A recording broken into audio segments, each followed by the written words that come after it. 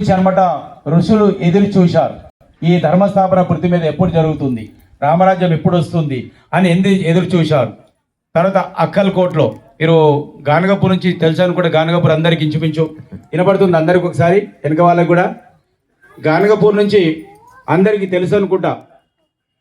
పూర్ణ దత్తావతారం అక్కడి నుంచి సుమారు ఒక 300 సంవత్సరాల పూర్వం అక్కడి నుంచి బయలుదేరి శ్రీశైలం అడవుల్లో కడదలి వనంలో అనమాట 300 సంవత్సరాలు అక్కడ అనమాట తపస్సులో కూర్చుంటాడు. తర్వాత ఆయన చుట్టూ వాల్మీకి పెరిగిపోతుంది.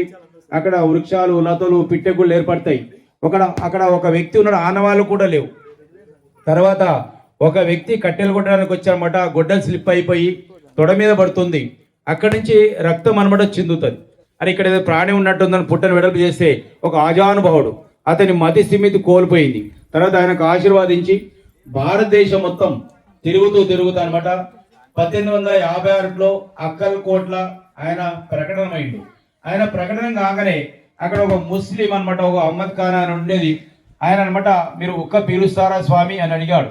కాలిగొట్టం తీసుకొని ఒక పీల్చాడో లేదో, ఎప్పుడైతే మన ఎదురుగా అగ్ని పొగ రాకుందో అట్లా రగులుకుంటుంది. అని ఈయన సామాన్య వ్యక్తి కాదు, ఇది ఒక దివ్య పురుషుడు అని చెప్పేసి అనమాట. అప్పుడు ఒక దగ్గరికి ఉండిపోయి అనమాట బ్రాహ్మణ్కి అప్పచెప్తాడు. తర్వాత ఆయన ప్రియ శిష్యుడు బాలప్ప మహారాజ్ ఆయన పోతూ అనమాట. ఆయన మీరు సూర్యుడు చంద్రుడు ఉన్నన్ని రోజులు ఇక్కడ నుంచి మా కార్యం అనమాట వ్యవహరించేది ఉంది, మీరు ఒక గురుమందిర్ నిర్మాణం చేయని చెప్పి ఆయనకు అనమాట మొత్తం ఆయనకు ఆశీర్వాదించి పాదుకలు ఏకవృద్రాక్ష ఇచ్చారనమాట. ఆయనకు అనమాట జ్ఞానం లభించాలి, సామర్థ్యం లభించాలి, సంభావన లభించాలి. అంతిమ గోలేంది మోక్షమే కదా, మోక్షం అంటే జ్ఞానం, అది లభించాలి. మహారాజు యొక్క ఉద్దేశం అది లభించాలంటే మనం ఏం చేయాలి? మన పూర్వీకులు ఏదైతే ధర్మాన్ని ఆచరించారో మన పూర్వీకులు ఋషిములు అనమాట, సందే ప్రాతకాలం అనమాట అగ్ని ఉపాసన. దానివల్ల మన కళ్యాణం జరుగుతుంది, ప్రకృతి కళ్యాణం జరుగుతుంది. మన కళ్యాణం కాకుండా మన సమస్య కళ్యాణం జరుగుతుంది. దీనివల్ల అగ్నోత చేయడం వల్ల ఏమవుతుంది? భూమి శుద్ధి అవుతుంది, వాయుమండ శుద్ధి అవుతుంది, జలం శుద్ధి అవుతుంది. అన్ని పవిత్రంగా మనం చేయడం వల్ల మనకి ప్రకృతికి, చెట్లు చేయడానికి, వ్యవసాయానికి అందరికి ఉపయోగపడుతుంది. మన పూర్వీకులు ఏదైతే చూసామో ఉమ్మడి కుటుంబాలు చూశారు, ఉమ్మడి కుటుంబాలు, గోసంపద ఇవన్నీ చూశారు కదా. మళ్ళీ తిరిగి ఎవరిని తీసుకురావాలనుకుంటే అగ్నిహోత్రం అనమాట రాజమార్గం. ఇది అక్కలకోట నుంచి అందేపడుతుంది. మీరు చాలా సరళం, మీరు ఏం తింటారో ఏం తాగుతారు ఎలాంటి సంబంధం లేవు. స్త్రీలు, పురుషులు, వృద్ధులు ఎవరన్నా చేయొచ్చు.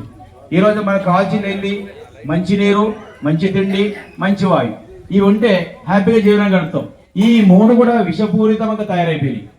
3 కూడా అనమాట విషపూరిత తయారవుతున్నాయి. ఈరోజు బటన్ నొక్కితే అన్నీ అనమాట మన ఇటుక ముట్టకుండా ఇల్లు కట్టగలుగుతున్నాం. అన్ని దగ్గరకు వస్తున్నాయి. కానీ కొన్ని రోజుల తర్వాత మనకు ఒక పూట భోజనం, మంచి భోజనం రావడం చాలా కష్టం అవుతుంది. మీరు ఈరోజు సైంటిస్ట్ హెచ్చరిస్తున్నారు, మనకు రాబోయే కాలం పరిస్థితులు చాలా భయానక పరిస్థితులు ఉంటుంది. అందరికి క్యాన్సర్ వ్యాపించేది ఉంది, ఆందోళనకరంగా అనమాట చెప్తా ఉన్నారు. కానీ అగ్నిహోత్రం మన సంరక్షణ, కుటుంబ సంరక్షణ, మన సంరక్షణ, ప్రకృతి సంరక్షణ. ఎప్పుడైతే ఉదయం సాయంత్రం చేస్తామో 24 గంటలు మనకి ప్రకృతికి అందరికీ క్షేమ యొక్క వాతావరణం దీనిలో నుంచి రిలీజ్ అవుతుంది. అందుకే మనము రామరాజ్యం అంటున్నాం. రామరాజ్యాలు ఏముండేది? బంగారు అంత ఆనందం ఉండేది, అకారముక్తి లేకపోయింది. ఏం చేశారు? అగ్నోత్రం ఆచరించారు కాబట్టి అందరికీ సుఖము, శాంతి, ఆనందమైన జీవనం గడిపారు. ఒకవేళ మృత్యు వచ్చినా సరే మా అమ్మాయి మ్యారేజ్ చేసి ఉంది, ఒక 4 రోజులు ఆగండి అంటే మళ్ళీ మృత్యు రిటర్న్ పోయేది. అంటే కాలం మన చేతిలో ఉండేది. ఇప్పుడు ఏం చేసాం? కాలం చేతిలో మనం బద్దులమైనాం. ఈరోజు ఏ హాస్పిటల్లో చూడండి కిచకిచలు ఆడుతున్నాం, బెడ్స్ ఖాళీ లేవు. నేను మొన్ననే ఆ నిమ్స్ హాస్పిటల్కి పోయినా, పెద్ద జాతర లెక్క ఉంది. నీకు లైన్ ఇస్తుండు, ఒక నెల 15 టైం ఇస్తుండు. కానీ పూర్వకాలం అలా లేకపోయేది. ప్రతి ఇంట్లో ఒక సైంటిస్ట్ ఉండేది, ప్రతి ఇంట్లో వైద్యం ఉండేది. అన్ని విత్తనాలు మనం తయారు చేసుకునేది, పంటలు పంటలు పండించుకున్నాం, గోసంపద ఉండేది, అన్ని పుష్కలంగా ఉండేది. దేనివల్ల? కేవలం అగ్నిహోత్రం వల్ల ఇవన్నీ మనం సమకూర్చవచ్చు. అందుకే వేదాలు అనమాట కల్పవృక్షం